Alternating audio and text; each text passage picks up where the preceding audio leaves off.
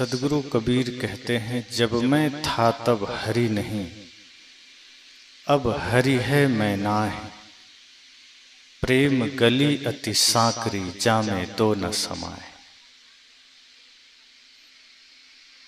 उन्होंने कहा कि जब मैं था अर्थात अहंकार जब था तब हरि नहीं थे, और अब जब हरि आ गए तो अहंकार चला गया। सीधा मतलब है कि प्रेम की गली अति सांकरी है, उसमें दो का प्रवेश ही नहीं है। द्वैत का भाव लेकर आप उसमें प्रवेश नहीं कर सकते। जैसे कोई संकरी गली हो और एक ही गाड़ी उसमें जा सके, तो जैसे ही एक गाड़ी प्रवेश करती है वो हॉर्न और लाइट दोनों का प्रयोग करते हुए आगे बढ़ती है, ताकि सामने से अगर कोई गाड़ी घुसना चाहे तो दूर ही रुक जाए, क्योंकि दूसरे के लिए उसमें जगह नहीं है। सदगुरु कहते हैं कि जब मैं था, जब अहंकार है अपने भीतर, तब वहां हरि नहीं है। और हरि कौन है? हरि का अर्थ है हरण करने वाले, जो हमारे विकारों का हरण करते हैं, जो हमारे भीतर के तापों का हरण करते हैं, जो हमारे मन के दुखों का हरण करते हैं। जब अहंकार है तो गुरु नहीं है, हरि नहीं है। और जब हमने अहंकार का त्याग कर दिया तब वहां हरि आ गए, हरि की उपस्थिति हो गई।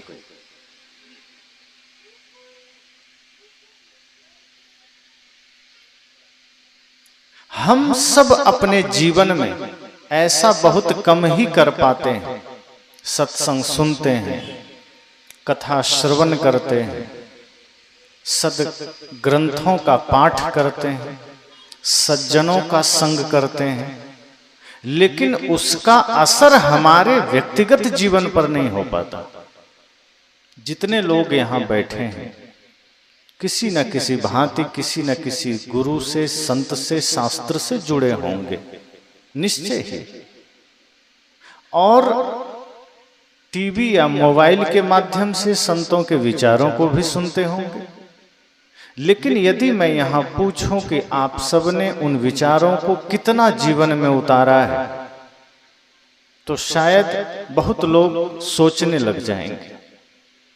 मैं स्पष्ट पूछूं कि कितने भाई हैं जो आपस में प्रेम से रहते हैं, कितने लोग हैं जो पड़ोसियों के साथ प्रेम से रहते हैं, कितनी बहुएं हैं जो सास को मां मानती हैं, कितनी सास हैं जो अपनी बहू को बेटी मानती हैं, तो आप सब कहेंगे सत्संग तो सुनते हैं पर ये सब तो नहीं कर पाते।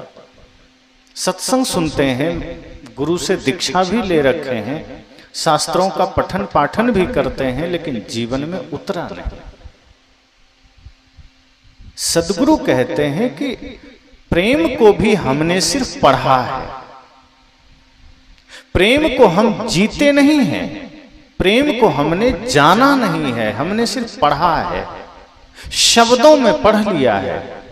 और ध्यान दीजिए, शब्द तब तक मात्र शब्द है जब तक वो हमारा आचरण न बन जाए। अगर हमने कोई भी शब्द किसी शास्त्र में पढ़ा और यदि उसे आचरण से न जोड़ा गया, तो वो शब्द चाहे गीता के हों, चाहे उपनिषद के हों, चाहे वेद के हों, वो मात्र शब्द है। जिस दिन हम शब्द को अपने आचरण में उतार लेते हैं, वो शब्द हमारे लिए सत्य बन जाता है। जिस दिन हम शब्द को अपने व्यक्तित्व से जोड़ लेते हैं, वो शब्द हमारे लिए सत्य बन जाता है। सदगुरु कहते हैं प्रेम के संबंध में कि हमने यही किया है। बड़ी गहराई से प्रेम पर उन्होंने बोला, प्रेम की बात कही, क्योंकि पूरी दुनिया कहती है हम प्रेम करते हैं। आज हर तरफ आप देखिए, कोई कहता है मैं अपने पत्नी से प्रेम करता हूं, कोई पत्नी कहती है पति से प्रेम करती हूं, कोई लड़का कहता है लड़की से प्रेम करती हूँ, कोई कहता है मैं अपने घर से प्रेम करता हूँ, कोई गाड़ी से प्रेम, कोई धन से प्रेम। सद्गुरु कहते हैं ये तुम्हारा प्रेम नहीं, ये तुम्हारी वासना है। प्रेम तो कुछ और ही है जो शाश्वत है, जिसमें दुख नहीं है। और आप देखें तो जहां भी संसार के लोग प्रेम की चर्चा करते हैं उसके पीछे दुख खड़ा है। अगर कोई पत्नी से प्रेम करता है तो कुछ दिन के बाद वही तलाक लेने के लिए न्यायालय में खड़ा हो जाता है। सद्गुरु कहते हैं जहां सच्चे अर्थ में प्रेम जागृत हो जाए तो वो प्रेम फिर जन्म जन्म तक नहीं छूटता। तुम तो 7 दिन में ही तलाक तक पहुंच जाते। ये प्रेम कैसा है? एक प्रेम में झगड़ा हो रहा है। गांव में, नगर में, समाज में अगर कोई लड़का किसी लड़की के साथ प्रेम कर लिया, मोहल्ले के लोग क्रोधित हो उठते हैं, उस पर पंचायतें बैठ जाती है। प्रेम में लड़ाई है, प्रेम में विवाद है, प्रेम में मुकदमा है, तो फिर क्रोध में क्या होगा? अगर प्रेम है तो वहां तो आनंद होना चाहिए। इसका मतलब है वहां प्रेम नहीं है, प्रेम के नाम पर कुछ और ही है। प्रेम के नाम पर छल है, वासना है, आकर्षण है। सद्गुरु कहते हैं मैं जिस प्रेम की बात कर रहा हूं वो समझना वो स्वयं परमात्मा ही है। मैं जिस प्रेम की बात कर रहा हूं वो साधारण नहीं है। वो प्रेम मतलब चेतना की उपस्थिति, वो प्रेम मतलब आत्म साक्षात्कार, कि जब स्वयं को जान लो और सबके भीतर उसी परमात्मा को जान लो तो समझ लेना प्रेम हो गया। अपने सरीखे परमात्मा जैसा भाव सबके भीतर हो जाना, जिसे सद्गुरु ने और भी कहा है सब घट मेरो साइया सुनी सेज न को, कि सबके घट में मेरा परमात्मा बैठा है, यह भाव हो जाना। जिसे गोस्वामी जी ने भी कहा प्रकृति पार प्रभु सब उर्वासी। यह भाव अगर जागृत हुआ तो समझना प्रेम हो गया। श्री कृष्ण भी कहते हैं ईश्वर सर्वभूतानां हृदय से अर्जुन तिष्ठति, कि सभी भूत प्राणियों के हृदय में वह ईश्वर बैठा है। यह भाव जागृत हुआ मतलब प्रेम हो गया। अभी प्रेम नहीं जगा, अभी हमें किसी की सफलता देखते ही ईर्ष्या होने लगी, मतलब प्रेम नहीं जगा हृदय।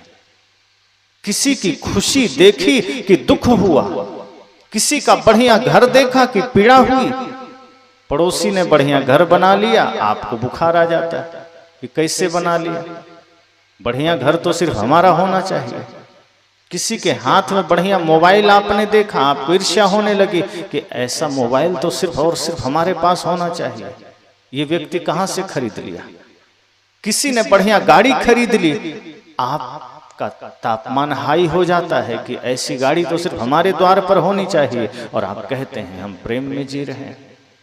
ये प्रेम कहीं नहीं है, प्रेम रेम कुछ भी नहीं है।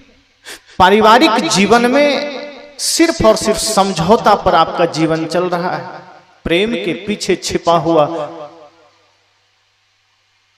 दुर्गुण है, प्रेम के पीछे खड़ी हुई वासना है और कुछ नहीं है। लोग कहते हैं हम तो परिवार में बड़े अच्छे से जीते हैं, बड़े प्रेम से जीते हैं, बड़ा प्रेम है परिवार में। प्रेम होता नहीं। एक पति पत्नी में बराबर झगड़ा चलता था। यद्यपि वो लोगों से कहते थे कि हम बड़े सुखी हैं, बड़े प्रेम में जीते हैं, लेकिन मन मुटाव बना रहता था। छोटी छोटी बातों में झगड़ना, छोटी छोटी बातों में एक दूसरे के साथ तू मैं करना, और वो उन झगड़ों को पड़ोसी तक जाने नहीं देते थे, दबा लेते थे कि लोग क्या कहेंगे, बड़ा प्रतिष्ठित आदमी है। और पत्नी बराबर झगड़ा करती रहती। पति सोचता कि किसी तरह झगड़ा शांत हो जाए, ये छोटी छोटी चीजों के झगड़े, लेकिन पत्नी मानती नहीं, वो निरंतर छोटी छोटी चीजों के लिए झगड़ती रहती। वो कहीं काम करके लौटता तो पति सोचता कि कहीं से मैं लौटूं तो पत्नी कम से कम एक गिलास पानी तो पिलाए, पर पत्नी पता चला वो कहीं और ही मगन है, और जब पति आ जाए तो चिल्लाकर कहती कि अपने लिए भी पानी लेना, मेरे लिए भी लेकर आना। पति सोचता एक तो हम मेहनत करके लौटे हैं, ये अपना तो नहीं ही पी रही है, हमें क्या देगी। इस तरह धीरे धीरे जीवन उसका निकलता गया।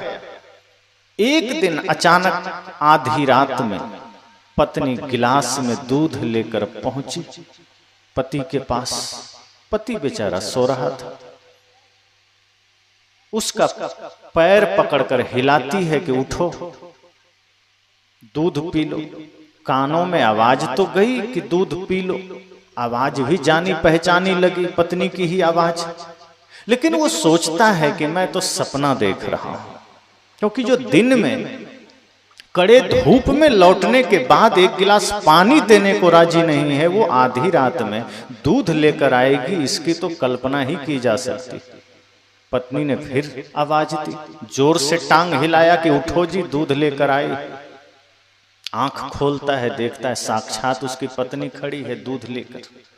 वो खुद को थोड़ा सा चिकटी काटता है कि पहले देखें हम सपना देख रहे हैं या हकीकत की बात है। जब खुद को थोड़ा नाखून गड़ाया तो लगा नहीं, बात तो ठीक है, होश में ही है, नींद में नहीं है।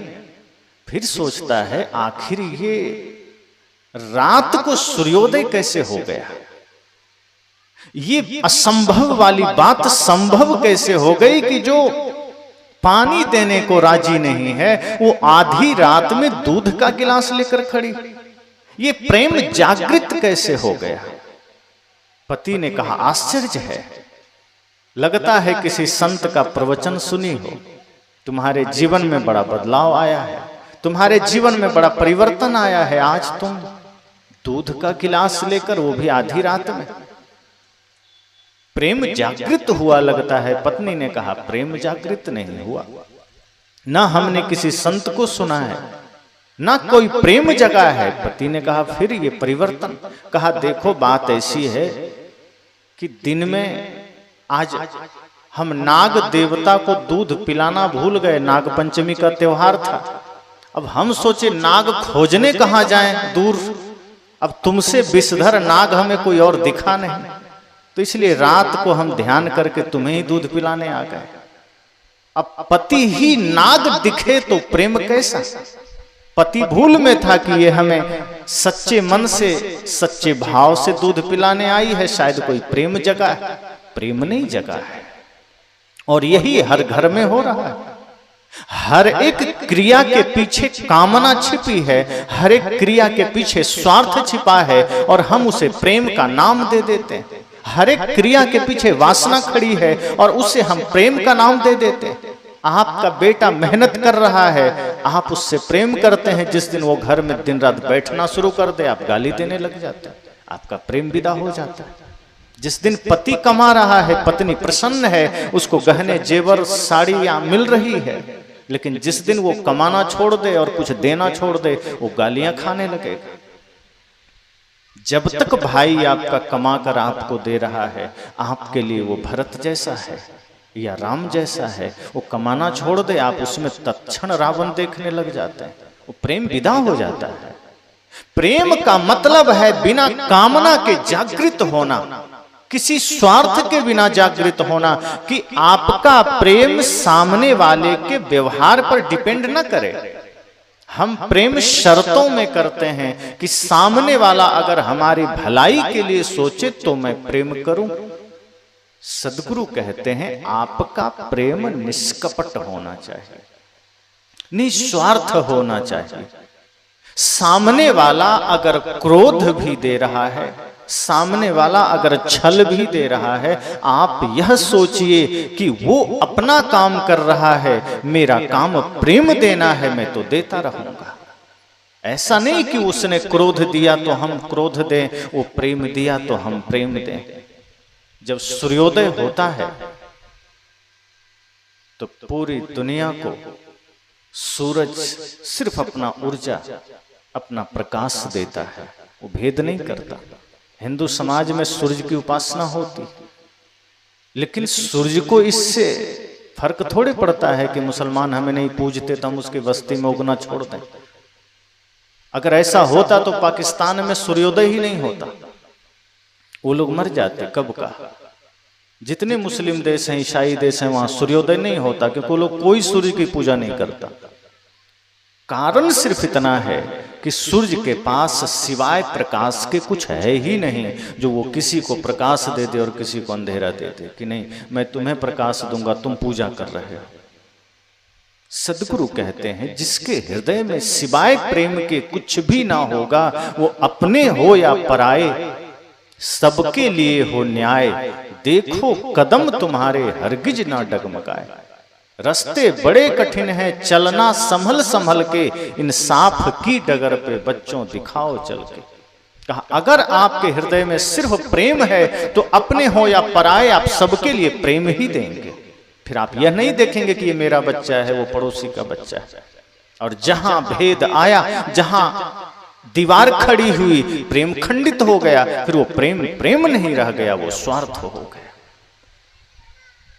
इसलिए सदगुरु कहते हैं कि जब अहंकार है तो प्रेम वहां नहीं रहता, और अहंकार है मतलब समस्त विकार है। फिर वहां क्रोध भी होगा, फिर वहां छल भी होगा, वहां कपट भी होगा, वहां घृणा भी होगी, वहां ईर्ष्या भी होगी। एक भी विकार अगर मन में है तो समझ जाना उसका पूरा परिवार होगा। अहंकार हमें बड़ा प्रिय लगता है, क्रोध हमें बड़ा प्रिय लगता है, लेकिन हम उस विकार के साथ प्रिय समझ करके रहते हैं जीवन भर। और वो अहंकार हमें क्या करता है, जैसे आप जलते हुए आग को, कोयले की आग को हाथ में ले लें तो क्या करता है, वो आपके हाथ को जलाता है, जलाता है ना। फिर आप क्या करते हैं, उस कोयले की आग को आप फिर हाथ में रखना नहीं चाहते, आप फेंक देना चाहते हैं। क्रोध भी उसी कोयले की आग के समान है, जो आप हाथ में ले तो लेते हैं लेकिन सर्वप्रथम वो आपको जलाता है, और जब आप जलते हैं तो आप दूसरे पर भी फेंक देना चाहते हैं। वो क्रोध और कुछ नहीं है, तत्कालिक पागलपन है जो आप क्षणिक चीजों के चक्कर में जागृत कर लेते हैं। और ये होता क्यों है, क्योंकि हम मन के गुलाम हैं। मन मालिक बन गया, विकार पैदा होंगे। जब मन मालिक होता है तो क्रोध का जन्म होता है। मन मालिक बन गया तो सारे विकार सिर उठा देंगे। फिर आप मन के अधीन हुए कि संसार खड़ा हो गया, फिर प्रेम दब जाएगा, सत्य दब जाएगा। सदगुरु कहते हैं इसलिए अहंकार की विदाई जरूरी है, अहंकार का नाश जरूरी है, विकारों का नाश जरूरी है। जहां ये विकार रहेंगे वहां परमात्मा की उपस्थिति ही नहीं हो सकती। और प्रेम की गली तो बड़ी संकरी है, बड़ा छोटा है, यहां सिर्फ प्रेम ही समा सकता है, सिर्फ सद्गुणों की ही उपस्थिति हो सकती है। अगर जीवन में सद्गुण है तो समझना प्रेम में है, अगर दुर्गुण आ गए तो प्रेम का दिखावा तो होगा लेकिन वहां प्रेम नहीं होगा। आज दिखावा भी होता है। और एक बात और ध्यान दीजिए, दिखावा सदैव सत्य का ही होता है। अक्सर आदमी सत्य का, धर्म का, प्रेम का ही दिखावा कर सकता है। जैसे आप कहते हैं ना कि वो साधु का वेश पहना है, पर वो साधु थोड़े है, वो साधु का दिखावा कर रहा है, वो ढोंग कर रहा है। वो पुजारी है, बस पुजारी का आचरण थोड़े है, वो पुजारी बनने का दिखावा कर रहा है। आप कहते हैं वो आदमी धर्मात्मा थोड़े है, धर्मात्मा होने का दिखावा कर रहा है। वो आदमी प्रेमी होने का दिखावा कर रहा है। मतलब प्रेम में ही ढोंग भी हो सकता है, सत्य में ही ढोंग हो सकता है, सद्गुणों में ही ढोंग हो सकता है, गलत में ढोंग नहीं होता है। आपने कभी नहीं कहा होगा कि वो चोर थोड़े है, चोर होने का ढोंग कर रहा है। वो चोर पूरा ही होता है, वो ढोंग नहीं करता, वो बिल्कुल परफेक्ट होता है। आपने कभी नहीं कहा कि वो शराबी थोड़े है, सिर्फ शराबी होने का दिखावा कर रहा है। मतलब शराबी है ही, वो दिखावा नहीं कर सकता। कोई चोर है मतलब है, वो चोरी का दिखावा नहीं करता। पापी आदमी पाप का दिखावा नहीं करता, वो पापी होता है और वो मन के अधीन होकर होता है। इसलिए साहब कहते हैं कि प्रेम गली अति सांकरी, प्रेम की गली इतनी सकरी है कि अगर यहाँ अहंकार के साथ जाना चाहेंगे, विकारों के साथ जाना चाहेंगे तो आप नहीं जा सकते। आपको यहाँ सारे अहंकार छोड़ना पड़ेगा, विकारों का त्याग करना पड़ेगा, सारे दुर्बुद्धि आपको छोड़नी पड़ेगी। निर्मल मन निर्मल बुद्धि के साथ जब आप यात्रा करेंगे, प्रेम की गली में आपका प्रवेश हो जाएगा और तब आप पाएंगे कि हम तो साक्षात परमात्मा को उपलब्ध हो गए। इसलिए सदगुरु कहते हैं, जब मैं था तब हरि नहीं। अहंकार जब तक रहेगा, आप कितनी भी उपासनाएं कर लीजिए, वहां हरि का निवास नहीं हो सकता। हरि का निवास तो पवित्रता में है, हरि का निवास तो समर्पण में है।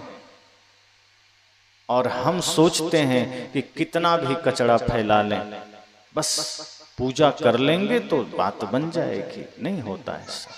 और समस्या ये है कि जैसे अब पंचायतों में, नगर परिषद या अन्य सरकारी योजनाओं के तहत आपको कूड़ादान मिलता है, एक गीला कचरा के लिए, एक सूखा कचरा के लिए। तो आदमी उसका प्रयोग करता है, आपके आसपास जो गंदगी है आप उसमें डाल देते हैं, जानते हैं ये कूड़ादान है, इसमें डाल देना है। लेकिन सामाजिक रूप से, व्यवहारिक रूप से बाहर जो कुछ भी गंदगी दिखती है, विचारों की गंदगी, उसे हम लेकर के अपने दिमाग में डाल लेते हैं। भाई उसके लिए भी एक कचरा पेटी रखो ना, बाहर डालो। आपका दिमाग कोई कूड़ादान थोड़े है जो किसी की बुराई देखी तो उसको दिमाग में डाल दिया, किसी के भीतर कोई गलत आचरण देखा उसको दिमाग में डाल दिया, रास्ते में जा रहे हैं कहीं गलत दृश्य देखा उसको दिमाग में डाल दिया, कोई गलत शब्द देखा उसे दिमाग में डाल दिया, गलत आचरण देखा उसे दिमाग में डाल दिया। अच्छाई अगर दिखे तो डालिए, बुराई दिखे तो वहीं त्याग दीजिए। लेकिन हम उल्टा करते हैं, अच्छाई दिखती है तो हम जल्दी याद भी नहीं रखते, अब बुराई दिख गई तो उसे दिल में उतार लेते हैं, सिर्फ मस्तिष्क में ही नहीं रखते। अगर आपको रास्ते में किसी ने गाली दे दी तो आप क्या करते? गाली अगर दे दी, आप सुन लिए, सुन करके इससे इधर निकाल दो दूसरे कान से, लेकिन ऐसा नहीं करते। अगर गाली दे दिया तो इधर से भी सुना, इधर से भी सुना, दोनों कान से सुना और दिल में उतार लिया। उल्टा करते हैं। अच्छी बातें हम 2-2 घंटे 4-4 घंटे सुनते हैं। अब यहाँ सत्संग सुन रहे हैं और भी पहले सत्संग आपने सुना होगा, कोई आपको पूछ दे कि आपने 3 घंटे सत्संग सुना, क्या सुना? अगर 2 दिन बाद कोई पूछे तो आप कहेंगे सुना तो था, उतना ध्यान नहीं। पर अभी कोई पूछ दे कि आपको 20 साल पहले किसी चौराहे पर किसी ने गाली दी थी, याद है? का बिल्कुल याद है। हम कैसे भूल सकते हैं? वो आदमी को भूल सकते हैं? वो गाली दिया था, झगड़ा किया था, मतलब गाली याद है, झगड़ा याद है, किसी ने आपके साथ गलत किया वो याद है, पर कोई ज्ञान की बात आपको मिली वो याद नहीं है। हम अच्छी चीजें नकार देते हैं, हम अपने दिल और दिमाग को कूड़ादान बना दिए, इसलिए कचरा हम दिमाग में ले लेते हैं। इस वजह से हमारे भीतर विकृति पैदा होती है, हमारे भीतर विरोधाभास पैदा होता है। सदगुरु कहते हैं आप सबसे पहले अपने भीतर के विकारों को मिटाइए। हम मिटाते तो कम ही हैं। तीर्थ गए 3 जन, चित चंचल मन चोर, एको पाप न काटिया, लादिन मन 10 और। हम तो पाप काटने आए थे, अब काटे तो नहीं ऊपर से और पाप लाद लिए और समस्या हो गई। पाप मिटा तो नहीं पाए और धर लिए। हम अपने मन को निर्मल तो नहीं बना पाए और कचरा डाल दिए। सदगुरु कहते हैं ये अहंकार जब तक है समझो आप परमात्मा से दूर हैं। और प्रेम से बड़ा कोई शास्त्र भी नहीं है। अगर इसे आपने सही तरीके से जान लिया तो कोई शास्त्र पढ़ने की जरूरत नहीं, क्योंकि शास्त्रों में भी प्रेम की ही चर्चा है। अगर हमने शास्त्र पढ़े तो वहां भी यही है कि आप कैसे अपने भीतर उस शाश्वत प्रेम को जागृत कर सकते हैं। सत्य से बड़ा कोई दर्शन नहीं है। अगर आपने सत्य को जागृत कर लिया तो फिर समझना कि शास्त्रों में भी उन्हीं सत्य की चर्चा है। पर हम प्रेम के शास्त्र कहां पढ़ते हैं? प्रेम की चर्चा करते हैं, प्रेम के रूपों के बारे में हम सुनते सुनाते हैं कि कृष्ण का प्रेम है, ये बुद्ध की करुणा है, ये मीरा का प्रेम है, लेकिन हम तो उसी कचड़ा में जीते हैं, हम तो उसी स्वार्थ में जीते हैं। हम कहानियां सुनते हैं कि माता शबरी भक्ति में लीन रहती थी। राम जी द्वार पर आए तो राम जी ने माता शबरी से कहा कि कुछ चाहिए। माता शबरी ने कहा कुछ नहीं चाहिए। राम जी ने कहा मेरा आना व्यर्थ नहीं हो सकता, कुछ तो मांग लो। माता शबरी ने कहा प्रभु आपका दर्शन मिल गया, और क्या चाहिए। राम जी ने कहा फिर भी कुछ तो मांग लो, मैं आ गया हूं, कुछ तो मांग लो। कभी कभी मैं इस पर सोचता हूं, वो तो माता शबरी थी, नकार दिया। आज अगर कहीं राम जी आ जाएं और किसी को इतना खुल्लम खुल्ला कहते हैं कि कुछ मांग लो, वो आदमी कहेगा रुकिए आधा घंटा, लिस्ट तो बनाने दीजिए। इतना सरल मौका मिला है, लिस्ट बना लें। कहाँ फ्लैट चाहिए, कितना सोना चाहिए, कितना मकान चाहिए, कितनी जमीन चाहिए, कितनी गाड़ियां चाहिए, आप लिस्ट बनाने में जुट जाएंगे। लेकिन सच तो यह है कि राम पहुंचते भी वही हैं जिसमें कोई कामना नहीं, जिसमें कोई स्वार्थ नहीं है। हम सुनते हैं, पढ़ते हैं प्रेम की चर्चा, भक्ति की चर्चा, सत्य की चर्चा, फिर भी तो हम कचड़ा में लगे हैं। हमारा प्रेम भी ऐसा है कि तुम दो तो हम देंगे, शर्तों पर आधारित है। हमारा सत्य भी ऐसा है कि तुम सत्य दो तो हम देंगे, बाकी हम तो अपना विकारों में जीते रहेंगे, हम तो आडंबर और पाखंड में जीते रहेंगे।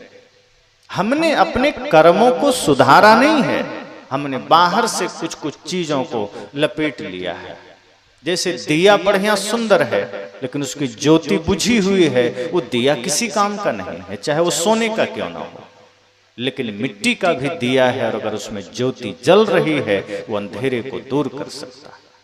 इसी तरह से हम बाह्य आडंबर कितना ओढ़ रखे हैं, हमारे पास बाहरी व्यवस्थाएं कितनी है, हम कितना शास्त्र पढ़े हैं, ये महत्वपूर्ण नहीं है। हमारी चेतना जगी है या नहीं, हमारे भीतर प्रेम का दिया प्रज्वलित हुआ है या नहीं, हमारे भीतर सत्य का दीप जला है या नहीं, ये महत्वपूर्ण है। और अगर सत्य का दीप हमारा जल गया, हमारे भीतर भक्ति का दीप जल उठा, हमारे भीतर प्रेम का दीप जल उठा, तो शबरी के झोपड़ी में भी राम का आगमन हो जाता है। और यदि सोने की लंका में बैठे हों और अगर हमारी भक्ति की दीप हमारे भक्ति का दिया बुझा हुआ है, तो राम का आगमन तो होता है, लेकिन धनुष बाण लेकर प्रहार करने के लिए, आशीर्वाद देने के लिए नहीं होता। राम आते तो हैं, लेकिन उस आसुरी शक्ति को नष्ट करने के लिए आज हमने भी अपने जीवन में आसुरी प्रवृत्तियों का ही कचरा इकट्ठा कर रखा है। इसलिए सदगुरु कहते हैं तुम प्रेम को जानो। प्रेम ऐसा है जहां विकार अगर साइड में खड़ा है तो प्रेम तुमसे विदा हो जाएगा। अगर तुम ये चाहोगे कि हम स्वार्थ में जी करके प्रेम को हासिल कर लें, तो ये समझना कि ये बिल्कुल दो तरफ की बात हो गई कि दिन में ही तुम रात्रि चाह रहे हो या रात्रि में ही दिन चाह रहे हो। जहां काम तहां राम नहीं, जहां राम तहां काम, तुलसी दो होत नहीं रवि रजनी एक ठाम। जहां कामना है, जहां काम है, जहां वासना है, वहां राम की उपस्थिति नहीं हो सकती।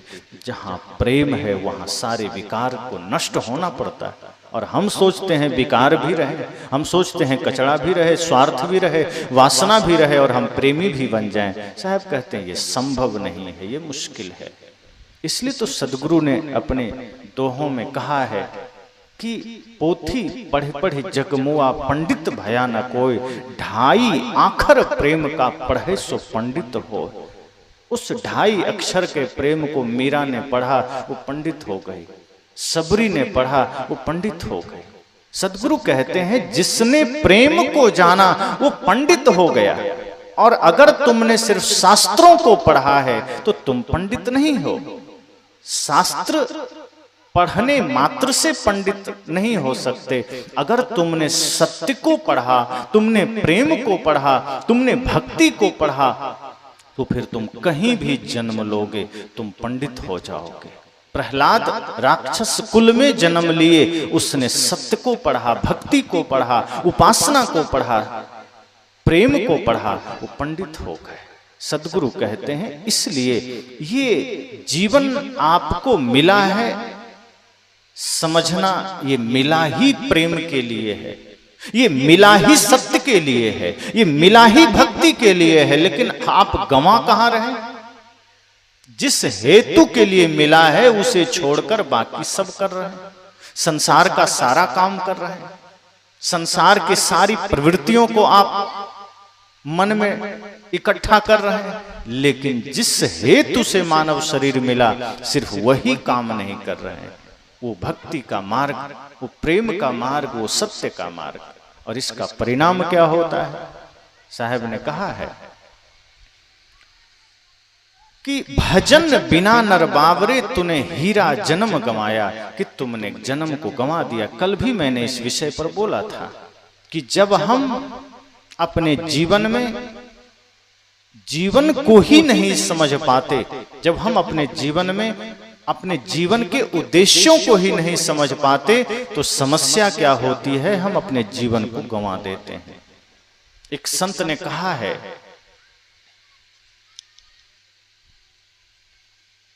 वह राह अकेले कटती है, वहां नहीं कोई साथ चले, उस पार न जाने क्या पाए, उस पार न जाने क्या पाए, इस पार तो सब कुछ हार चले। लो अपना जहां दुनिया वालों, हम इस दुनिया को छोड़ चले। जो रिश्ते नाते जोड़े थे, जो रिश्ते नाते जोड़े थे, वो रिश्ते नाते तोड़ चले। लो अपना जहां दुनिया वालों, हम इस दुनिया को छोड़ चले। इस भजन की जो अंतिम पंक्ति है, इसमें क्या कहा कि वह जो रास्ता है वो अकेले कटता है। अब सोचिए, घर में सब लोग हैं, धन धान्य से संपन्न हैं, आप बेटे हैं, भाई हैं, पत्नी हैं, सब हैं। लेकिन जब मृत्यु सामने खड़ी हो जाए तो धन जिसके साथ आप पूरा समय दिए वो भी कहता है क्षमा करना, अब तो हम तिजोरी और बैंक से बाहर आ ही नहीं सकते, तुम अकेले जाओ। फिर आप सोचते हैं ये परिवार, ये बेटे, ये रिश्ते नाते शायद साथ दे जाएं। आप उनके पास मानो आप निवेदन करते हैं कि तुम तो साथ दोगे, आपका परिवार कहता है हाँ दे सकते हैं। मरघट तक पहुंचा देंगे, उसके आगे की यात्रा तुम्हें खुद तय करनी है। क्षमा करना, मरघट से आगे हम नहीं जा सकते। धन तो कहा कि हम मरघट भी नहीं जा सकते, जिसके लिए हम ज्यादा प्राण गंवाते हैं। धन ने क्या कहा? मरघट तक भी नहीं जा सकते। और परिवार ने कहा मरघट तक ही जा सकते हैं। अब आदमी सोचता है, ये आत्मा सोचती है कि मेरा तो सब कुछ जोड़ना करना व्यर्थ हो गया। जिस हेतु से मैंने संपूर्ण जीवन लगा दिया संसार में, वो तो सब व्यर्थ हो गया। जो जो था सब एक एक करके पीछे हट गया। अब किसकी शरण में जाएं? तो धर्म कहता है कि मेरी शरण में आ जा, क्योंकि मैं कभी साथ नहीं छोड़ता। जैसे ये आत्मा अजर अमर है, धर्म कहता है बस मैं तुम्हारा ही स्वरूप हूं। तुमने ही मुझे विस्मृत कर रखा है, तुमने ही मुझे छोड़ रखा है। वरना तुम अगर गहराई से देखो तो मैं तुम्हारा ही स्वरूप हूं। तुमने माया के वश हो करके संसार को अपना स्वरूप बना लिया, धन को अपना स्वरूप बना लिया, और परिणाम ये हुआ कि ये मायावी जगत तुम्हें अंतिम तक साथ नहीं देते, थोड़ी दूर तक साथ देकर अकेला छोड़ देते हैं। पर मैं धर्म हूं, अगर तू मेरी शरण आ जा तो मैं तुम्हें जन्म जन्मांतर तक कभी नहीं छोड़ने वाला, और फिर जहां भी मेरी उपस्थिति रहेगी ध्यान देना मृत्यु तुम्हें छू भी नहीं सकती। और ये सत्य है, मृत्यु सिर्फ आपके शरीर को छूती है, आपके कर्म को आपको वो स्पर्श भी नहीं कर सकती, चाहे आपने कोई भी कर्म किया है। और इस धरती पर अगर कोई आज जिंदा है तो कर्म के वजह से है, अपने व्यक्तित्व के वजह से है, अपने आदर्शों के वजह से है। इसलिए इस भजन में बात आई कि वो रास्ता अकेले ही कटता है, कोई साथ नहीं देता। अब समस्या यह है कि इस जीवन में हमने तो जैसे तैसे गंवा दिया जीवन को, माया में, चाहे प्रपंचों में, चाहे दुनियादारी में।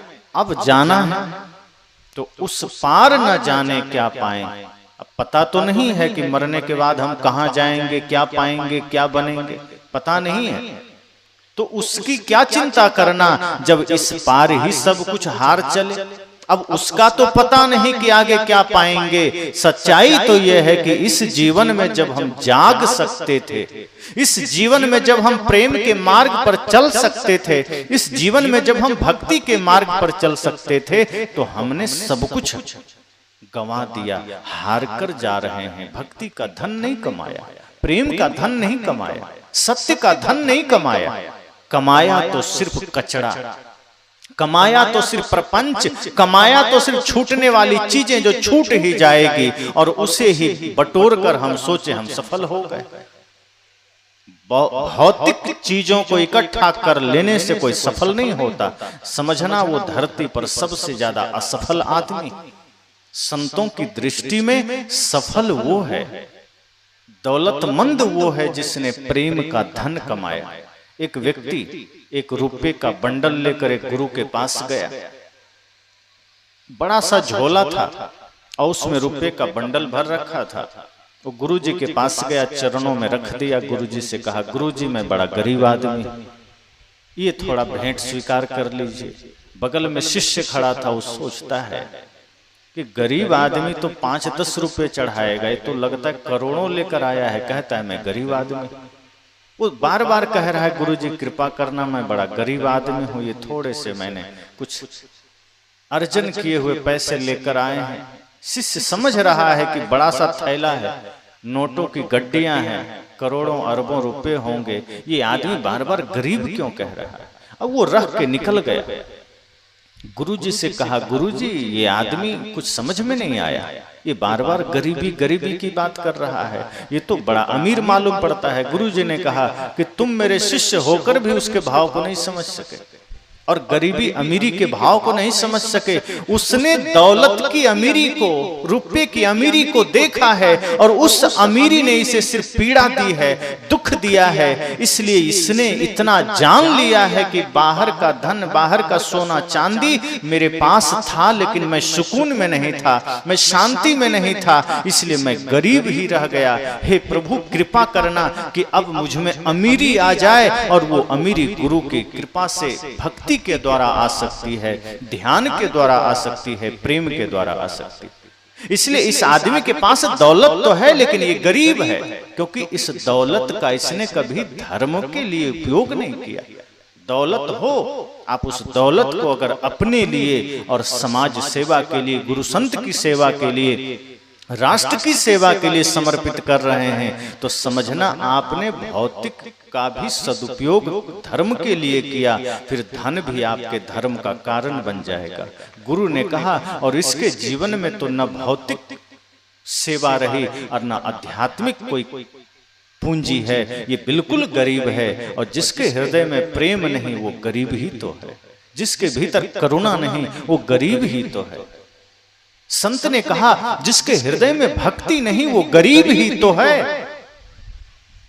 और जिसने प्रेम का धन पा लिया, जिसने सत्य का धन पा लिया, उसमें अमीरी आ गई। फिर उससे बड़ा अमीर दूसरा कोई नहीं है, क्योंकि वो धन कोई छीन नहीं सकता। तब सदगुरु ने कहा कि प्रेम अगर जीवन में आपने जाना तो समझना आप धनी हो गए, आप शास्त्रज्ञ हो गए, आप ज्ञानी हो गए। अगर प्रेम ही ना जाना तो बाहर की जानकारियां तो फिर मात्र जानकारियां हैं, उसे आप ज्ञान नहीं कह सकते। ज्ञान वही सार्थक है जो प्रेम के मार्ग पर ले जाए, ज्ञान वही सार्थक है जो भक्ति के मार्ग पर ले जाए। और यदि ज्ञान ही अहंकार का कारण बन जाए फिर उसे ज्ञान नहीं कहते, उसे जानकारियां कहते हैं। जैसे बहुत से लोग हैं जो तमाम तरह के ग्रंथ पढ़ लिए, 10, 20, 50, 100 की संख्या में, आप जो पूछिए सब बता देगा, लेकिन जैसे ही आप कहेंगे कि आपसे थोड़ी त्रुटि हुई है, वो आंख फाड़ कर देखेगा कि हमसे बोल रहा है, हम इतने बड़े शास्त्रज्ञ, हम इतने बड़े ज्ञानी, हमसे त्रुटि हो सकती है। अहंकार तुरंत आड़े आ जाता है। मतलब ज्ञान तो है पर वहां अहंकार खड़ा है, मतलब वहां ज्ञान है ही नहीं, सिर्फ शब्दों की जानकारी है। जहां ज्ञान खड़ा होगा आप देखेंगे वहां विनम्रता खड़ी होगी। अगर किसी ने कह दिया तो अगर सच में वो ज्ञानी है हाथ जोड़ लेगा कि हो सकता है त्रुटि हो गई होगी। जहां देखिए कि अगर कोई श्रेष्ठ ज्ञानी है उसका लक्षण क्या है, उसमें विनम्रता होगी। आम के सीजन में पेड़ में जब आम के फल लगते हैं डालियां झुक जाती है, ऊपर फेंक उठ थोड़े जाती है, जैसे ही फल लगा डाली झुक जाती है। मतलब यह है कि जिसके भीतर ज्ञान का फल लगेगा वो झुक जाता है। और इसका परिचय कदम कदम पर श्री राम ने दिया, श्री कृष्ण ने दिया। जब वन में श्री राम चल रहे होते हैं, कोई भी ऋषि मिल जाए साष्टांग दंडवत करते हैं, चरण छूते हैं, विनम्र भाव बैठ करके ज्ञान अर्जन करते हैं। विनम्रता है। श्री कृष्ण राजसूय यज्ञ में संतों के चरण धोते हैं, जूठे पत्तल उठाते हैं। जिनके पास सब कुछ है, सारा ज्ञान है, सारा विज्ञान है, वो श्री कृष्ण विनम्र भाव से जूठे पत्तल उठाते हैं। और परिणाम क्या होता है, पूरी दुनिया उनको शीश पर बिठा लेती है, क्योंकि ज्ञान आपको अकड़ने नहीं देता। सच्चा ज्ञान आपको विनया बनत बना देता है, आपको प्रेमी बना देता है। अब भीतर प्रेम है, हम कहते हैं प्रेम है और ईर्ष्या हो रही है किसी से, मतलब प्रेम नहीं है। हम कहते हैं ज्ञान है और अहंकार आ गया, मतलब ज्ञान नहीं है। हम कहते हैं ध्यान है, हम कहते हैं सत्संग है, और इन सब के बाद भी अहंकार आ जाए, विकार आ जाए, मतलब वहां सत्संग नहीं है। जहां सत्संग है, जहां ध्यान है, जहां ज्ञान है, वहां निर्मलता है, विनम्रता है, समर्पण है। तो सद्गुरु कहते हैं कि जब प्रेम जीवन में आ जाए तो समझना आप ज्ञानी हो गए, आप पंडित हो गए। यहाँ पंडित से अर्थ है जिसके भीतर का विवेक जग गया, जिसने अपने विवेक को जगा लिया। शुद्ध अर्थ है ज्ञानी। पंडित मतलब ज्ञानी, जो ज्ञान को जान लिया, जिसने सत्य को जान लिया, वो पंडित हो गया। वो कोई भी हो सकता है। और यदि हमने अपने भीतर के ज्ञान को नहीं जगाया, हमने अपने भीतर के सत्य को नहीं जगाया, तो फिर हम पंडित नहीं हैं, फिर हम साधु नहीं हैं, फिर हम पुजारी नहीं हैं, फिर हम साधक नहीं हैं। अब हम साधु हैं बाहर से, और भीतर साधना ना हो तो बाहर से साधु तो हो गए, भीतर साधना नहीं है तो कोई मतलब का नहीं। पुजारी हैं और पूजा का भाव नहीं है तो पुजारी होना किसी काम का नहीं। ध्यानी हम हो गए और ध्यान हमारे भीतर नहीं उतरा तो ध्यानी होने का कोई अर्थ नहीं। और यही होता है, हम बाहर से हो जाते हैं, भीतर परिवर्तन नहीं होता। बाहर से होना सरल है, भीतर होना कठिन है। साधना तो भीतर होने में है। अगर भीतर से हम साधु हो गए तो समझना कि हमने सब कुछ पा लिया। अब बाहर से हुए तो दूसरों को तो धोखा दे देंगे हम कि हाँ हम बाहर से हो गए। बाहर से तो रावण भी हो गया था, तिलक लगा लिया, त्रिशूल ले लिया, कमंडल ले लिया, अब पहुंच गया माता सीता के पास। माता सीता भी देखती है तो उनको आश्चर्य होता है कि इतना बढ़िया त्यागी महात्मा कहां से आ गया। पर उस महात्मा के पीछे छिपे हुए रावण को तो वो नहीं देख पाई, इसलिए छली चली गई। तो वेश बना करके किसी के सामने जाना तो सरल है, वेश बना लेंगे। आज कितने ऐसे लोग हैं जो वेश पहन लेते हैं और तंबाकू खाते हैं, वेश पहन लिए गांजा पीते हुए पाए जाते हैं। कई जगह आजकल आप देखते होंगे, वो कहेंगे मैं तो बहुत दिनों से साधु हूं, फिर ये गांजा, अरे ये तो शिव जी का प्रसाद है। अब उस मूर्ख को कौन समझाए कि शिव जी गांजा पीने की बात करते हैं। अब शिव जी के नाम पर गांजा चल रहा है, शिव जी के नाम पर भांग चल रहा है। अब किसी से कहो कि भाई शिव के नाम पर अत्याचार तो मत करो, शिव तो परम ध्यान का नाम है, परम त्याग का नाम है, परम शक्ति का नाम है, उनके नाम पर तुम गांजा पी रहे हो। अरे हाँ भाई, शिव जी का प्रसाद है, शिव जी को चढ़ता था इसीलिए पी लेते हैं। तो शिव जी तो विष भी पान किए थे, तुम भी 2-4 दिन पी के देखो, एक के बार में वृंदावन बिहारी लाल की जय हो जाएगा, राम नाम सत्य हो जाएगा। शिव जी तो गले में सांप भी लपेटते थे, तुम बिच्छू ही बांध के चलो थोड़ा। हम बुराई ग्रहण करने के लिए भगवान को भी सामने खड़ा कर देते हैं। सबसे बड़ी बात है कि नासमझी के लिए हम धर्म का सहारा लेते हैं।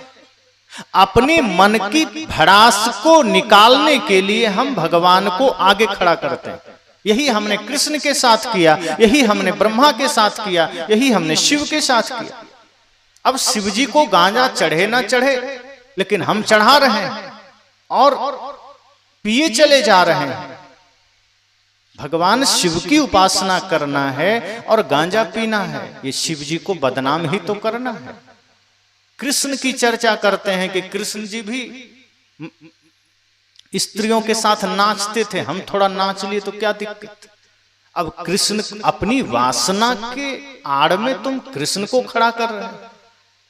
अब कृष्ण को सामने करके अपनी वासना को प्रदर्शित करना मूर्खता ही तो है।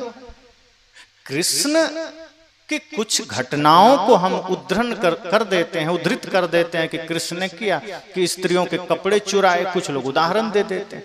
अब ये बात में मुझे थोड़ा सा कुछ लक्षणार्थ छिपा हुआ दिखता है कि मान लो श्री कृष्ण एक संदेश देना चाहा कि खुले में माताओं को स्नान नहीं करना चाहिए, मर्यादा का पालन करना चाहिए। शायद ये शिक्षा देने के लिए उन्होंने बाल्यावस्था में कपड़े छिपा दिए।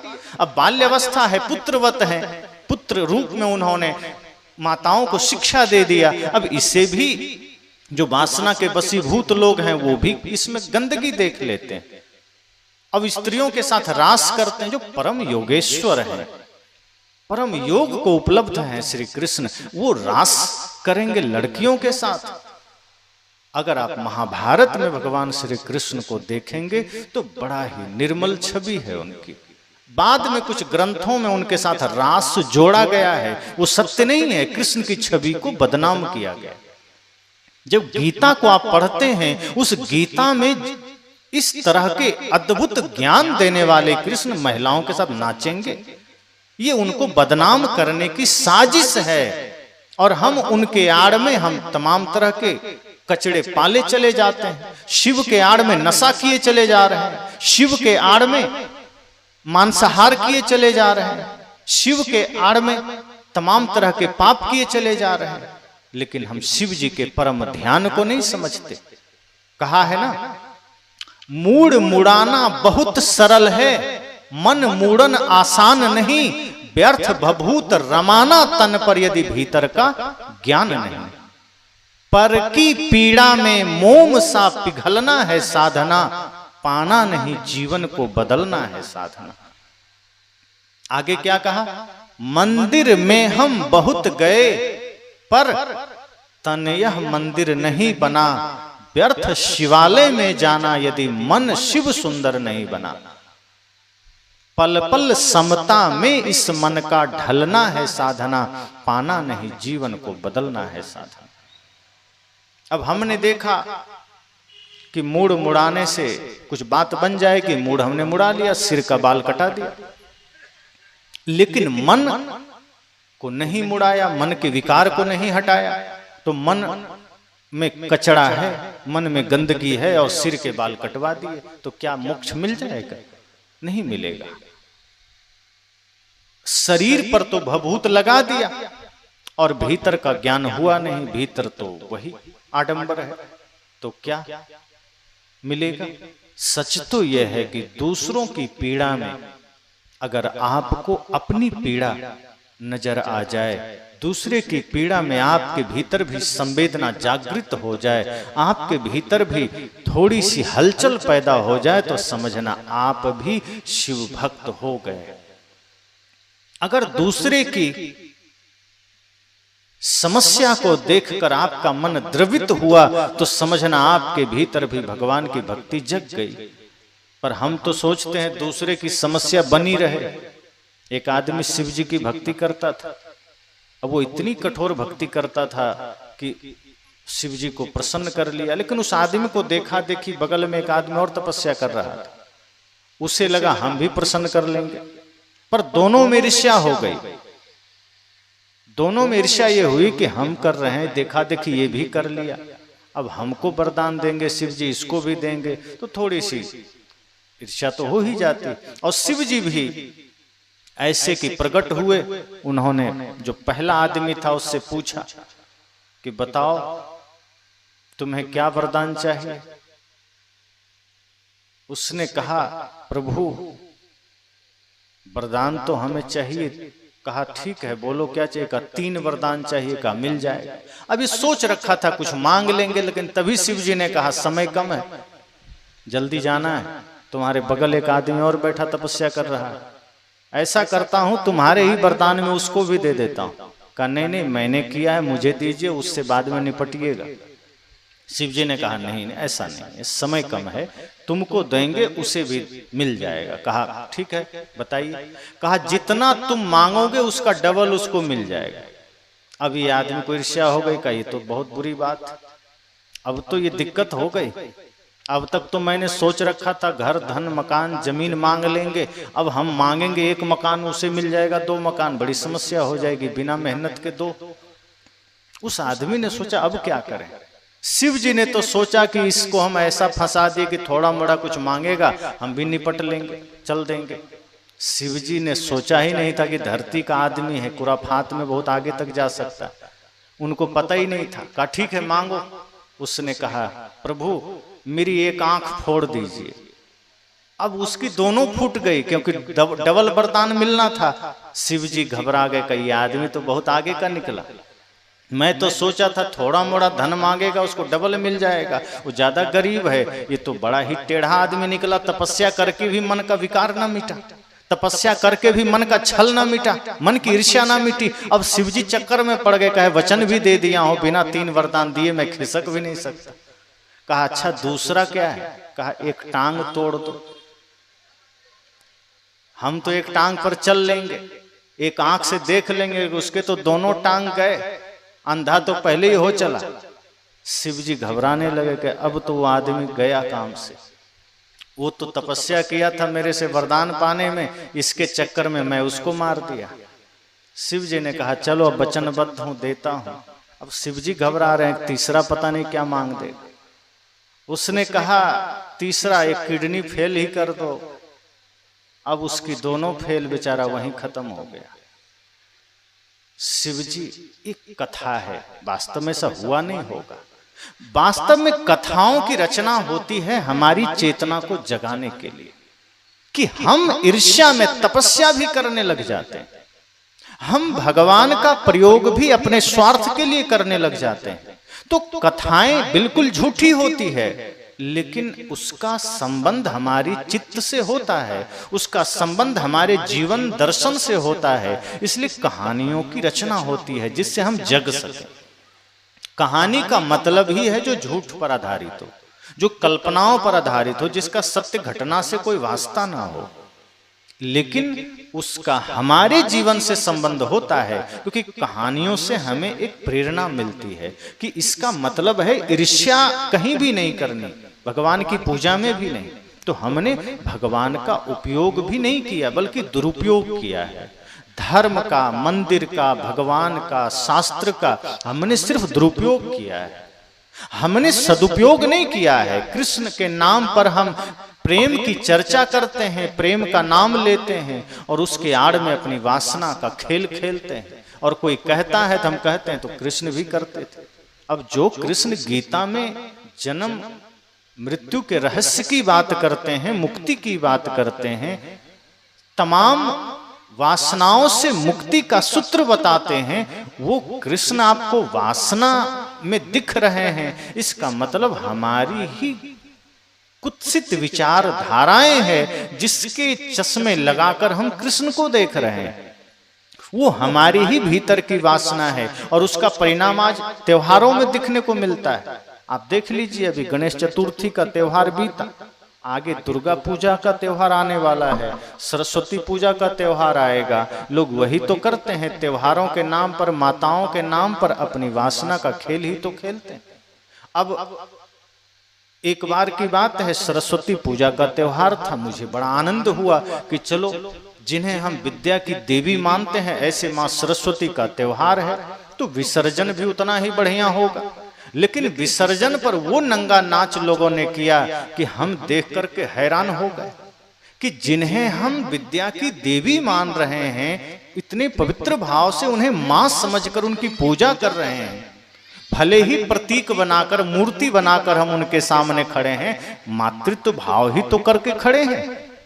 लेकिन जब विसर्जन का दिन आया, डीजे लगा करके सभी युवाओं ने एक एक बोतल शराब चढ़ा लिया और डीजे में गाना कौन सा बजाया, महा अश्लील गाना बजा दिया और डांस करते हुए सरस्वती माँ की मूर्ति को ले चला विसर्जन करने को। और वहां जब विसर्जन करने गया तो जहां विसर्जन किया जाता है, वो ये भी नहीं देखा कि ये यहाँ लोग गंदगी फैलाते हैं कि कचरा फैलाते हैं, कि हम विसर्जन पूरे विधि विधान से करें। ले जाकर ठेला पर से ही धक्का मार दिया। अब हाथ के बल गिरे कि सिर के बल गिरे, कुछ नहीं देखना है। नशे में इतना सारा तांडव करके चला, मौज में कि हमने तो सरस्वती पूजा मना ली। मैंने उसी समय मंच से कहा कि क्या यही नंगा नाच तुम अपने मां के साथ कर सकते हो घर में? नहीं कर सकते। फिर सरस्वती मां को मां समझकर उनके सामने ये अश्लील गीत बजा करके ये अश्लील नंगा नाच तुमने कैसे कर लिया? इतना दुस्साहस कैसे कर लिया? तुमने त्योहारों को भी अपने मन के विकार को निकालने का साधन बना लिया, अपने मन के भड़ास को निकालने का माध्यम बना लिया। अरे उपासना ही करनी थी, निर्मल मन से करता, 2 दिन शराब नहीं पीता, बढ़िया भजन बजा लेता। दुर्गा पूजा में देखिए कितना तांडव होता। हमने माताओं का स्वरूप तो बना दिया एक मूर्ति बना करके। ये अलग बात है कि माँ में कभी जगत जननी का दर्शन नहीं हुआ, ये अलग बात है कि कभी अपने पिता में जगत पिता का दर्शन नहीं हुआ। हम उतने तक सीमित रखते हैं, मूर्ति बनाई दुर्गा माता की, पूजा किया और फिर नंगा नाच करते हुए शराब के नशे में अश्लील गीत बजाते हुए कहीं पानी में कहीं गंदगी में उलट दिया। कोई मतलब नहीं है। और जब घर आए, अपनी माँ ने कहा बेटा एक गिलास पानी देना, तो आंखें बड़ा करके हम देखते हैं कि इतना समय नहीं है मेरे पास, खुद पी लेना। अभी तो माता दुर्गा की पूजा करके आए थे, अपनी माँ में दुर्गा का दर्शन क्यों नहीं हुआ? इस सृष्टि में जितनी भी नारियां हैं दुर्गा का ही तो रूप है। और तुम्हारी माँ ने तुम्हें जन्म दिया हो तो साक्षात जगत जननी है तुम्हारे लिए। अपने पिता में जगत पिता महादेव का दर्शन क्यों नहीं हुआ? सावन में आप शिव जी के तीर्थों में, उनके ज्योतिर्लिंगों में पहुंचते हैं, जल चढ़ाते हैं और पिताजी भूखे प्यासे बैठे हैं। अगर वो जल मांग दिए तो टाइम नहीं है, देखो कोई दे देगा, मेरे पास समय नहीं। अपने पिता को तुम जल नहीं पिला सकते तो शिव जी के ऊपर जल चढ़ाकर तुम्हें क्या लगता है खुश हो रहे होंगे? उनके दर्शन को जब आप पढ़ेंगे, वे कहते हैं कि जब तक संसार में एक भी व्यक्ति प्यासा है, मुझ पर चढ़ाया गया जल व्यर्थ है। अगर तुमने किसी प्यासे को पानी पिलाया तो समझना कि तुमने मुझे ही जल अर्पित किया है, ये शिव स्वयं कहते हैं। लेकिन हम ऐसे नासमझ हैं कि पिता को ही जल नहीं देते तो दूसरों को क्या देंगे, लेकिन शिव जी को जल देने चले जाते हैं। हमें ये पढ़ाया गया कि वहां दे दोगे तो सब काम हो जाएगा।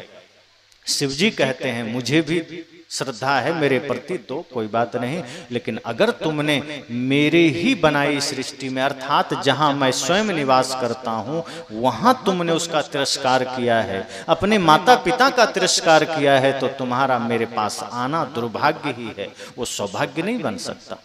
तो हमने तीर्थों का, हमने धर्म शास्त्रों का, हमने महापुरुषों का, हमने भगवान का चेहरा सामने खड़ा करके सिर्फ अपने भीतर के विकारों को साधा है, उसका ही कुत्सित प्रदर्शन किया है। यही सब कर रहे हैं। राम का चेहरा लगाकर, कृष्ण का चेहरा लगाकर, शिव का चेहरा लगाकर, यहां तक बुद्ध का चेहरा लगाकर, उनके नाम पर भी आज वही चल रहा है। आज आप जगह जगह जाइए, जितने भी आपको अधिकांश बौद्धिस्ट संत मिलेंगे, भंते मिलेंगे, वो सब जुआरी, मांसाहारी और मांस खाने वाले। बुद्ध जिस करुणा की बात करते हैं, जिस प्रेम की बात करते हैं, जिस परम आनंद और प्रेम की बात करते हैं, उनको मानने वाले आज मांसाहारी हुए। तो उनके नाम पर हम पूजा तो कर रहे हैं, उनके नाम पर हमने मंदिर तो बना लिया, लेकिन उनका सच का ज्ञान हमारे भीतर नहीं आया, उनका दर्शन हमारे भीतर नहीं आया। सदगुरु कहते हैं कि इसलिए मैं जब प्रेम की बात करता हूं, मैं जब सत्य की बात करता हूं, मैं जब यथार्थ बात करता हूं, तो लोगों को थोड़ी पीड़ा होती है कि कबीर तो हमारा विरोधी हो गए। कबीर विरोधी नहीं है, वो हमारे भीतर के एक एक विकारों को मिटाना चाहते हैं, वो हमारे समाज को संगठित देखना चाहते हैं।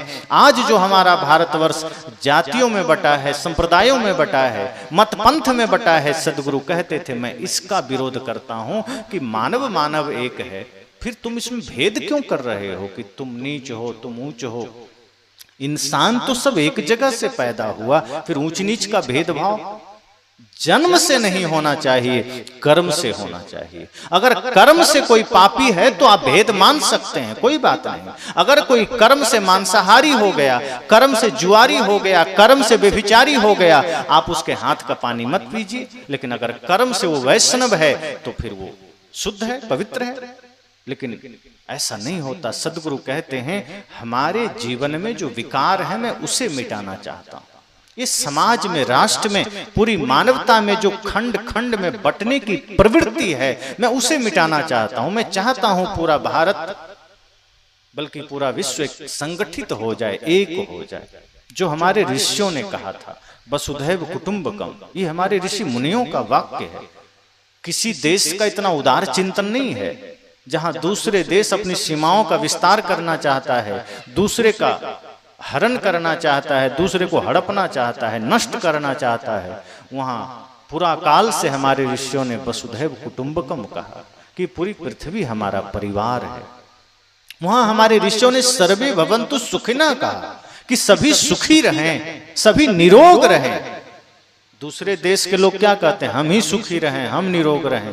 पड़ोसी को तो मलेरिया हो जाए, कोरोना हो जाए, बीमारी हो जाए, कैंसर हो जाए। चीन यही तो चाहता है।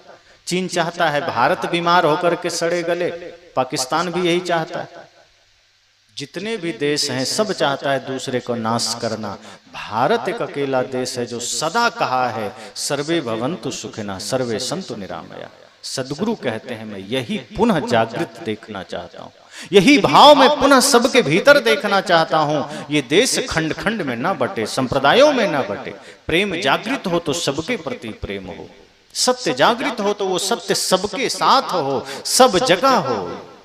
समय काल खंड में हमारा सत्य बंट गया, समय काल खंड में हमारा प्रेम बंट गया। इसलिए हमने महापुरुषों के नाम पर भी हमने राजनीति किया है, हमने संतों के नाम पर, भगवान के नाम पर भी हमने राजनीति किया है। और यही हमारे जीवन की सबसे बड़ी भूल है, यही हमारे जीवन की सबसे बड़ी समस्या है। तो मैंने प्रेम की बात कही कि जब प्रेम सच्चे अर्थ में हृदय में जागृत हो जाता है तो समझना कि आपने सारे शास्त्र पढ़ लिए, आप सच्चे अर्थ में धर्मात्मा हो गए। और फिर आप अपने महापुरुषों के आचरण की पूजा करेंगे। हम क्या करते हैं, चित्र की पूजा कर लेते हैं, चरित्र छोड़ देते हैं। राम का चरित्र अगर हम जीवन में उतार लें तो क्षण क्षण राम की पूजा है। अब ऐसे क्या है, सप्ताह में या 24 घंटे में एक बार, सप्ताह में एक बार, या 10 दिन 15 दिन में एक बार हम राम की पूजा करते हैं। और अगर राम जी का आचरण हमारे जीवन में आ जाए, माता पिता के प्रति श्रद्धा का भाव, गुरु के प्रति श्रद्धा का भाव, भाई के प्रति प्रेम का भाव, तो समझना कि हम पल पल राम की ही पूजा कर रहे हैं।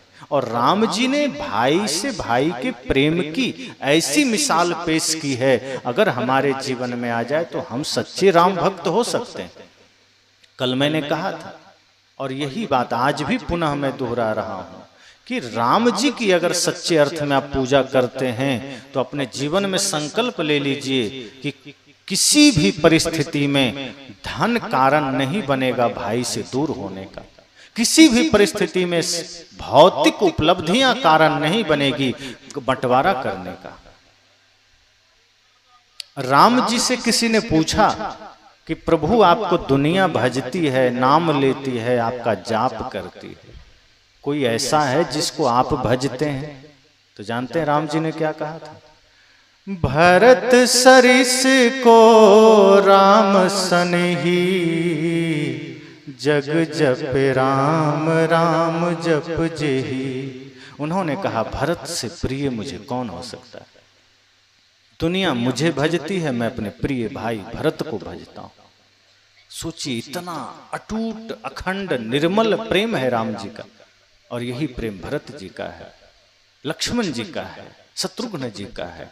हम उन कथाओं को पढ़ते हैं, पंडाल में बैठते हैं, कथा सुनकर रोते भी हैं, और घर आते हैं फिर प्लान करते हैं कैसे बंटवारा करना है, कैसे जमीन अधिक हमको मिल जाए, कैसे धन हमको अधिक मिल जाए। ये कैसी राम भक्ति है? सदगुरु कबीर कहते हैं जिस दिन आप सही अर्थ में अपने महापुरुषों के चरित्र को जीवन में धारण कर लेंगे, आप सच्चे अर्थ में राम भक्त होंगे, आप सच्चे अर्थ में कृष्ण भक्त होंगे, आप सच्चे अर्थ में शिव भक्त होंगे।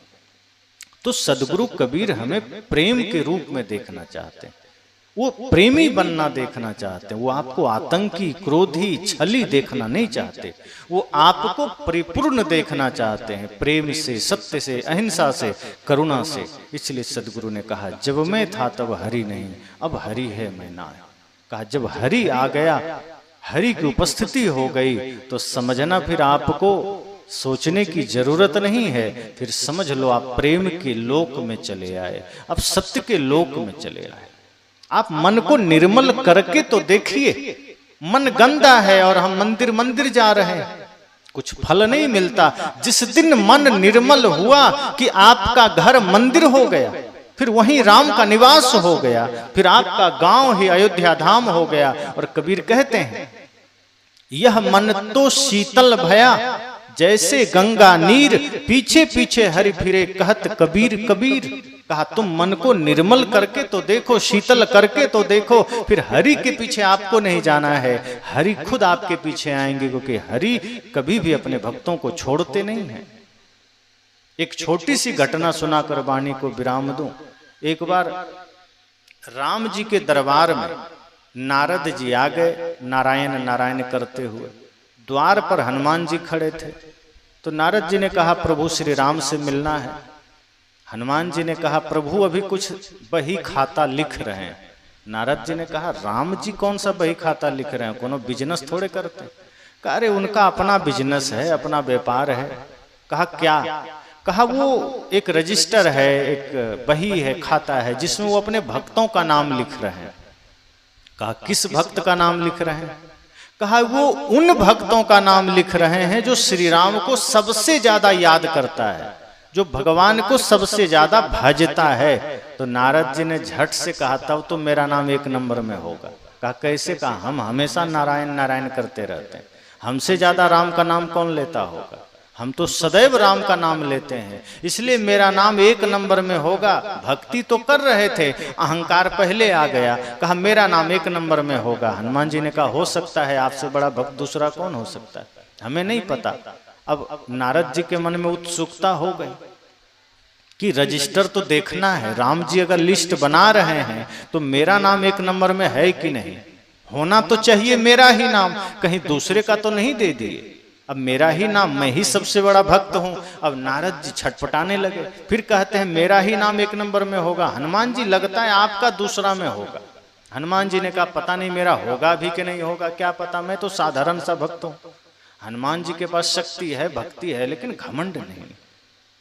राम जी थोड़ा सा कहीं हटे कि नारद जी अंदर गए, देखा रजिस्टर, तुरंत खोला, जैसे ही पन्ना उल्टे तो 1 नंबर में नारद जी का नाम था। अब तो नारद जी और अहंकार में भर गए, उछल पड़े, कहा हनुमान जी देखा मैंने कहा था मेरा नाम 1 नंबर में होगा, मैं ही भगवान का सबसे बड़ा भक्त हूं, देख लिया आपने। हनुमान जी ने प्रणाम किया, कहा बिल्कुल आप बड़े भक्त हैं, होगा ही आपका नाम, प्रभु भी जानते हैं, राम जी भी जानते हैं, इसलिए 1 नंबर में आपका नाम है। तभी देखते हैं कि 2, 3, 4, 5 ऐसे सैकड़ों नाम है, हनुमान जी का कहीं नाम ही नहीं है। अब नारद जी को फिर भी शंका हो गई।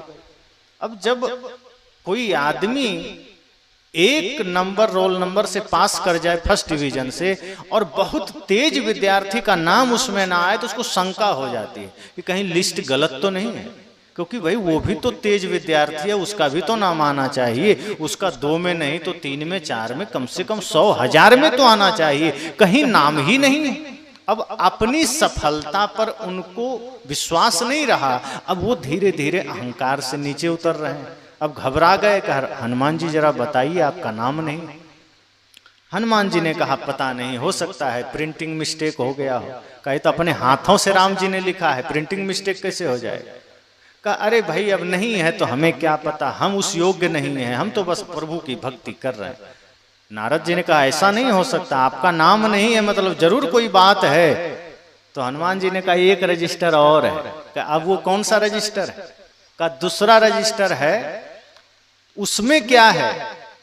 हनुमान जी ने कहा कि जो आपके हाथ में है इसमें उन भक्तों का नाम है जिसको प्रभु को लोग याद करते हैं, राम को याद करते हैं, और दूसरा रजिस्टर वो है जिसमें स्वयं राम जिनको याद करते हैं।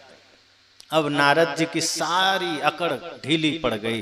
कहा ये तो बहुत अलग बात हो गई, हम उनको याद कर रहे हैं, हम उनके भक्त हैं, पर वो कौन है जिसको स्वयं राम याद कर रहे हैं। वो तो कोई राम सरीखा ही होगा, वो तो कोई राम जैसा ही होगा। अब नारद जी का अहंकार थोड़ा ढीला पड़ा। कहा वो रजिस्टर कहाँ है। कहा वो भी कहीं होगा, देख लीजिए। तो जब इधर उधर चेक किया उन्होंने, देखा तो रजिस्टर तो मिल गई। अब उलटने लगे, पूरे रजिस्टर में 1 ही नाम था, सिर्फ हनुमान। अब नारद जी ने हनुमान जी के आगे शीश झुका दिया। कहा क्षमा करिए हनुमान जी, हम अपने भक्ति के अहंकार में बहुत उछलने लगे, पर आज मुझे पता चला कि अगर शक्ति हो, भक्ति हो, वैभव हो, बल हो तो घमंड नहीं होना चाहिए, अपितु अत्यंत विनम्रता होनी चाहिए, और इसका प्रमाण हनुमान जी हैं। तो हनुमान जी को उन्होंने शीश झुकाया कि हमें तो लगता है कि हम भक्ति कर रहे हैं, हमें तो लगता है कि हम सही कर रहे हैं, लेकिन उसके आड़ में हम कहीं ना कहीं पाप कर जाते हैं। हमें लगता है हम धर्म मार्ग पर चल रहे हैं, हमें लगता है हम पूजा कर रहे हैं, हमें लगता है हम मंदिर जा रहे हैं, लेकिन उस यात्रा में हमारे अंदर प्रेम कहीं होता ही नहीं है, भक्ति कहीं होती ही नहीं। होता तो सिर्फ छल है, कपट है, घमंड है, ईर्ष्या है, द्वेष है, तभी तो हम इतना छल करते हैं। अगर सच्चे अर्थ में हमने अपने घर को मंदिर बना लिया तो सब कुछ तो मंदिर ही हो जाएगा, सब जगह पवित्रता ही आ जाएगी। और अच्छा हो कि हम अपने शरीर को ही मंदिर बना लें। ऋषियों ने कहा भी है, देह देवालय शौच्यते, देह ही देवालय है। अगर आपने अपने देह को देवालय बना लिया तो आपके हृदय में फिर रावण का वास नहीं होगा, यहाँ राम का निवास होगा। अब ऐसे क्या है, राम जी को बिठा दिया हमने बाहर मंदिर में और हृदय में आके रावण ने डेरा डाल दिया, उल्टा पड़ गया। अब राम जी को बाहर बिठाया, अरे रावण को बिठा दो चलेगा, राम जी को तो कम से कम दिल में बिठाओ। हमने रावण को बिठा लिया दिल में, राम जी को बिठा दिया बाहर। यही हम सबके साथ करते हैं। किताब जो हमें सदैव उसका ज्ञान हृदय में रखना था, शास्त्रों का, हमने उसे कपड़े में बांध करके रख दिया। सप्ताह साल में 1 बार खोल के पाठ कर लिए, छोड़ दिए, और बाकी समय अखबार पढ़ रहे हैं, सरस सलील पढ़ रहे हैं, दुनिया भर के गाने सुन रहे हैं। कभी मौका मिला साल में 1 बार कथा सुन लिए, महीना में 1 बार प्रवचन सुन लिए, बाकी समय प्रपंच सुन रहे हैं, न्यूज सुन रहे हैं, दुनिया भर के कचड़ा सुन रहे हैं। सदगुरु कहते हैं जीवन में अगर क्रांतिकारी बदलाव चाहते हैं, परिवर्तन चाहते हैं, तो सत्संग में ही बस मत बैठिए। एक काम और करिए कि सत्संग में तो आप बैठ गए, पर जब बैठिए तो ये संकल्प लीजिए कि सत्संग भी हमारे अंदर बैठ जाए।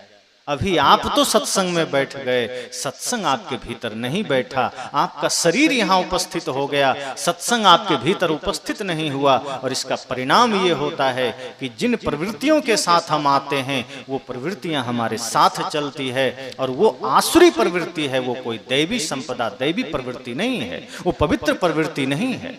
इसलिए सद्गुरु कहते हैं कि जहां प्रेम है समझना वहां परमात्मा है, प्रेम ही शास्त्र है, प्रेम ही सब कुछ है। लेकिन वो प्रेम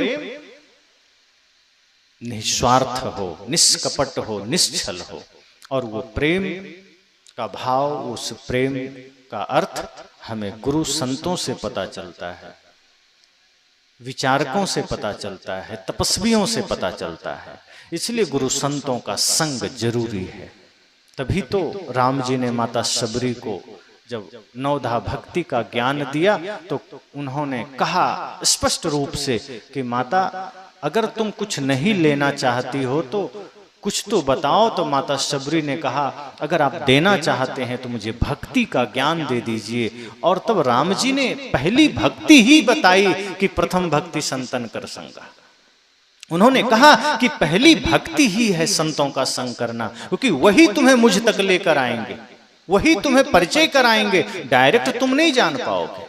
इसलिए पहली भक्ति ही है कि अगर गुरु के पास जाओ, प्रभु के पास जाओ तो संसार मत मांग लेना। माता शबरी ने संसार नहीं मांगा, उन्होंने भक्ति मांगा, उन्होंने सत्य मांगा, प्रेम मांगा। हम संसार मांग लेते हैं। हमारे पास भी कई जगह लोग आते हैं, संतों के पास आते हैं, हम लोगों के पास आते हैं तो कहते हैं गुरुजी कृपा करिए हमारा बेटा या हमारा पोता मैट्रिक में पास हो जाए, आशीर्वाद दीजिए। मैं कई बार विनोद करता हूं कि माताजी अगर मैंने आशीर्वाद दे दिया ठीक है, पास हो गया तो ठीक, नहीं हुआ तब का फिर आपसे हमें क्या लेना देना। अगर पास हो गया तब तो हम दक्षिणा देंगे, घर बुलाएंगे, नहीं हुआ तो नहीं। मैं कहा ये तो सौदेबाजी हो गई, ये भक्ति है कि व्यापार है। अरे मेरे आशीर्वाद से बेटा पास थोड़े होगा, वो पढ़ेगा तो होगा। मैं आशीर्वाद दूं और घर में जाके वो सोता रहे तो पास हो जाएगा? पढ़ना तो पड़ेगा उसे। अब कोई कितना भी जय हनुमान ज्ञान गुण सागर करे और एक्सरसाइज ना करे तो क्या बलशाली हो जाएगा? बलशाली होने के लिए सिर्फ हनुमान जी का जाप नहीं करना है, उसके लिए एक्सरसाइज भी करना है। अगर आप माता अन्नपूर्णा का ध्यान करें और खेत में जाएं ही नहीं तो क्या आपके घर में फसल आएगी? खेत में घास हो जाएगा, फसल नहीं आएगी। अगर आप सरस्वती जी का वंदना करें, गुरु की उपासना करें और पढ़ें ही नहीं तो कुछ नहीं होगा। इसलिए तो गीता में कृष्ण ने कर्म करने की प्रेरणा दी और राम ने स्वयं कर्म करके दिखाया कि बिना किए कुछ भी नहीं होगा। अगर आप ये सोचते हैं कि हाथ जोड़ करके सिर्फ प्रभु का नाम लेंगे काम बन जाएगा तो नहीं होगा। इसलिए जब लोग हम लोग के पास भी आते तो हम कहते हैं कि गुरु के पास जाओ तो संसार मत मांगना, धन मत मांगना। गुरु धन नहीं देते, गुरु तो धन का सदुपयोग कैसे करें ये शिक्षा देते हैं। गुरु तो धर्म हृदय में कैसे जागृत हो ये ज्ञान देते हैं, शांति कैसे जागृत हो ये सूत्र देते हैं। शांति भी नहीं देते, ये मत सोचना कि गुरु हमें शांति दे देंगे। गुरु आपको शांति पाने का रास्ता देते हैं। गुरु आपके भीतर सिर्फ दिया जला कर दे देते हैं, रास्ता तो आपको तय करना है। अगर कोई गुरु ये कहता है कि तुम्हें कुछ नहीं करना, मैं तुम्हें मोक्ष दे दूंगा, तो समझना वो मुझे ठग रहा है, क्योंकि फिर गीता झूठी हो जाएगी, फिर रामायण झूठा हो जाएगा। क्योंकि गीता रामायण वेद वेदांत में तो यह कहा है कि जब तक आप मन को निर्मल नहीं करोगे, जब तक आप ध्यान में नहीं उतरोगे, मुक्ति तक नहीं जा सकते। और कोई गुरु कह रहा है कि तुम चिंता मत करो, मुझे दे देना सारा खर्च, मैं मुक्ति तय कर दूंगा, तुम्हारा टिकट मैं दे दूंगा, वहां मुक्ति तुम्हें मिल जाएगी। समझना वो ठग है। धन से मुक्ति नहीं मिलेगी कि धन दे दिया तो मुक्ति मिल जाएगी। आप जो धन समाज सेवा में देते हैं, संत सेवा में देते हैं, उसका फल इतना होता है कि आपका धन शुद्ध होता है और मन शुद्ध होता है। अब आप धर्म के कार्यों में लगते हैं, ध्यान में लगते हैं, तपस्या में लगते हैं। तो गुरु का काम इतना ही है कि वो आपको रास्ता बता देते, चलना आपको है, दूरी आपको तय करनी है। सच्चा गुरु वही है जो हाथ में दिया पकड़ा दे, ज्ञान का दिया।